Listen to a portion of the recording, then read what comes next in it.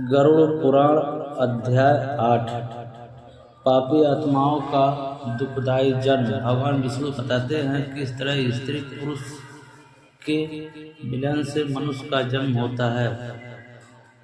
परिशाप का 3 दिन के अंदर पाप आत्मा का शरीर बनना शुरू हो जाता है। 1 रात में मांस का टुकड़ा, 5 रात में गोल, 10वें दिन वृक्ष के फल जैसा, 1 महीने में सिर, दूसरे महीने में हाथ और दूसरे हिस्से, तीसरे महीने में बाल, नाखून, हड्डी, लिंग, चौथे महीने तल पदार्थ, 5वें महीने में भूख प्यास, 6वें महीने बच्चादानी के बाईं ओर चला जाता है।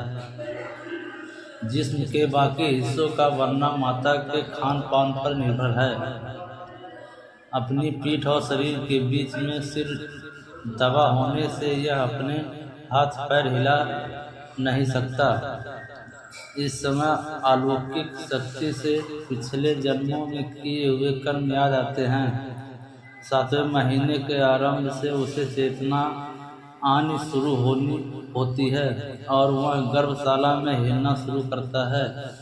ईश्वर से विनती करता है, यदि मुझे यहाँ से बाहर निकालोगे तो मैं सदा आपके चरणों में पड़ा रहूँगा, लेकिन यदि मेरे पाप कर्मों से मुझे सदा दुख भोगने पड़ेंगे तो मैं कभी बाहर नहीं आना चाहता हूँ।